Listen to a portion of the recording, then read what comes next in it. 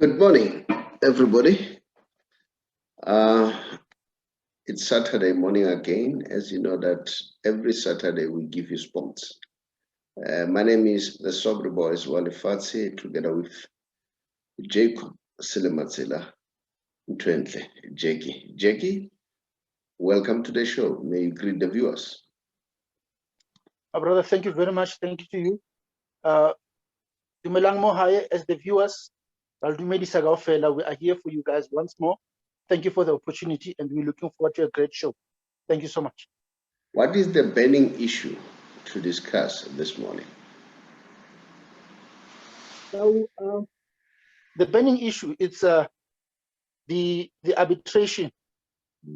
The PSL had an arbitrator who arbitrated in a particular hearing, whereby Polokwane City was found guilty, and they were docked 3 points, and those points were given to Sekhukhune, and then Sekhukhune had 47 points, and number one, it was Royal AM.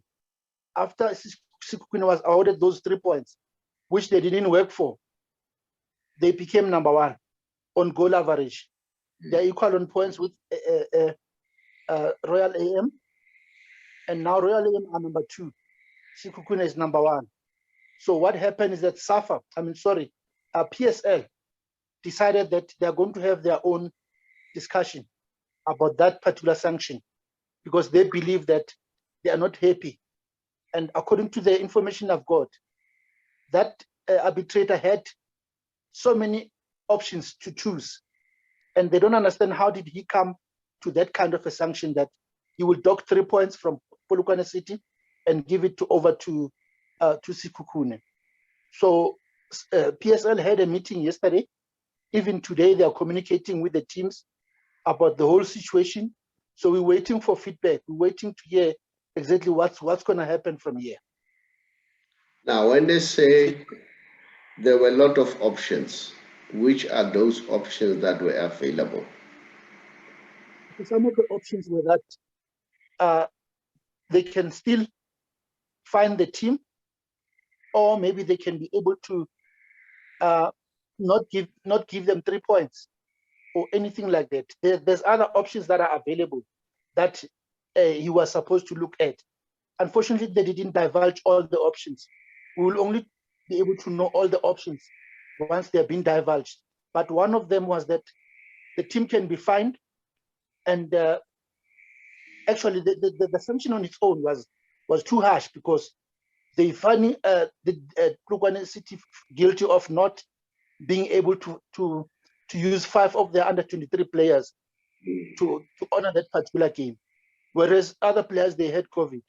So this particular decision is far from over, my brother. I can tell you right now, all the teams are ready, especially Royal AM. They are ready. They want to hear what's going to happen. And if, according to protocol, if, let's say, the rule on PSL side is quiet or is silent or it doesn't say anything, then the FIFA rule will be used. And the FIFA rule, it depends on a sanction that was given. So they will be able to look into FIFA. Practical example is as follows. If, let's say, it says if a team doesn't use under 23 players, 523 players to honor a game, then it means that now other options will be looked at, but they don't mention those options. And then they will look into FIFA. What does FIFA say about that? What does FIFA law says about that? Then they will be able to implement that. But now it is a problem, because SAFA and PSL, they can see that this matter is still going to give them a big problem. And remember, tomorrow all the games must be finished, and they're still continuing. So this particular game, especially these two teams, there is still a problem. This problem must be dealt with thoroughly. And I can tell you one thing, the PSL will come up with a different version altogether. A different sanction will be imposed. They might find the team, but not give points just for free like that. Because remember, Sundowns, they played the Nedbank Cup, and there was a default. And then what happened? They fined them 500,000, but they didn't take away the trophy. So we also have to look at the consistency part of it. So there are so many incidents that took place before, but not this kind of a decision. Now, And to make matters worse, sorry about that now, to make matters worse, this particular incident, it happened in January. And only now, somebody is trying to deal with it. I don't understand why. Now, let me find out. Docking of points was not part of the sanction that can be explored. Docking of points, it was part and parcel of there, but not on such circumstances, especially affecting which circumstances caused by COVID-19. Circumstances caused by COVID-19. Players, about 7 players were found to be COVID-19 positive. That is why they were supposed to use under 23 players, and they couldn't use under 23 players because of the situation was beyond their control. Okay, fine. Those are the arguments that should be brought forward during the deliberations in the arbitration. I'm saying if the docking of points was part of the sanction that could be imposed, why should not be imposed? That's my question. I want clarity. And now you are saying under these circumstances. Now, the arbitration, those were arguments that were supposed to have been put forward during the arguments, during the deliberations, that, there was COVID-19, circumstances were beyond our control, hence we ultimately could not fill the under 23, the required quota, all right? So now, having argued in the deliberations of the arbitration itself, now the presiding officer now has decided to reach this determination. Let me ask this. The decision does not, in other words, once the decision has been taken, does not require for that decision to be appealed. It does. Now, because you know why I'm asking this question. If the PSL hierarchy, they want to intervene, it's like they are intervening in a different process. And I don't think that's procedurally correct. If they are not happy, the team concerned, whichever team that has been docked points, they still have the opportunity to appeal. Appeal will be a different process, which will reach at its own determination. So now what worries me when you say the PSL hierarchy, they are sitting and discussing this matter. Now, it tells me something that, okay, as much as there is a disciplinary committee or whatever committee that is there, it's not independent from the PSL. If PSL is not happy with the decision, they will intervene. That's the sense that I'm getting. I'm not arguing the merits and the demerits of the case. I'm just looking at the process, because the process says, if you are saying there is an opportunity for an appeal, why can't that process be followed? Why can't we allow that process to unfold rather than seeing the PSL as the structure that runs football interfering in the process? Because by doing that, they muddy the whole situation. Okay, now to answer you on that, the teams are only allowed to appeal after this process has been dealt with by the PSL. So they are only being given that option. Which process? The process that the PSL is following right now, of sitting down and deliberating about the outcome. They are not happy with the sanction. So they are busy deliberating about the sanction right now. And the teams will only be able to appeal after that particular deliberations. But right now, as we speak, the rule says all these shenanigans, they must be sorted out within the football fraternity, not to the courts. But the teams right now, especially Royal AM, they are even looking into appointing a legal team that will be able to deal with this particular matter. So they're waiting for feedback from this particular PSL committee, exactly what's going to happen from here. And then from there, they will be able to decide whether they go into court or whether they go into FIFA or whatever decision that they can be able to take. No, Tao. We don't get each other.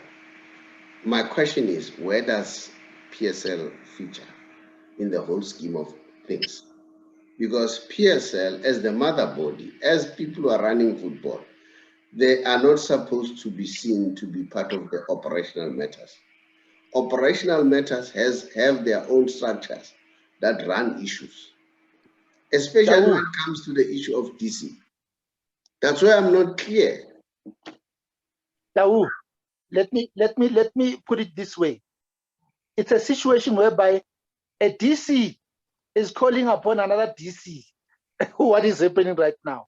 It's for the first time this kind of a thing I see happening. So I even ask myself, why then did they have an arbitration process in place, or they have an arbitrator so that he can be able to arbitrate, whereas they're not willing to accept any decision, and they're not willing to give him those powers to decide independently the sanction on his own or whatever. So why are they interfering with the process? That's exactly what also I was asking. Those are the questions that were asked this afternoon.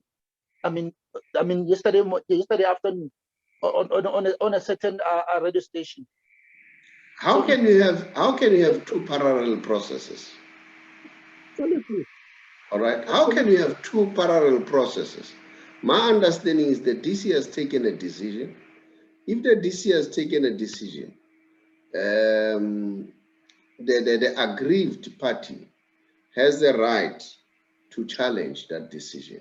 That's my understanding. But now, even before there is an appeal, there is another committee that is sitting, exploring other avenues. After that process, maybe, you know what, Jackie, go and do a little bit spade work, do some kind of research. I need to understand, because I'm really in the dark. Remember, I'm not cutting any aspersions to anybody. I'm not saying they are wrong or the DC is wrong, but I want to understand the procedure. What is the clarity? What's happening? Exactly, Tao. That's exactly, those are some of the questions that I was also asking. It's a mess kind of a situation. To put it lightly, it's a mess kind of a situation that has been created. I don't understand exactly the process right now, but the way they're doing it. I think what we need to do, please do research. Let's find out exactly what's happening. All right? Because one of the things that I wanted to find out, if docking of points was one of the options that could be explored by the presiding officer, you know, why are you challenging him once he has taken that decision? He has taken that decision, all right? Now, the only thing that you can do is to challenge it and make an appeal. But, you know, just to wrap things up, please make a thorough research. On Monday, maybe we'll touch on this. Probably would have received more information. As you said, yes, more information will be coming. Yeah, it will be coming. They are sitting again. They're sitting again tomorrow morning. Then we'll understand. But in a nutshell, thank you. I don't know, viewers out there, you can also come up with your views and tell us what you think.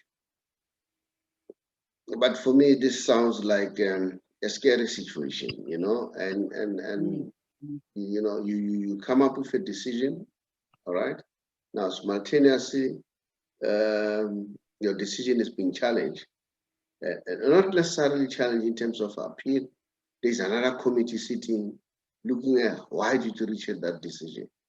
I don't think, unless I didn't get it correctly, Jackie.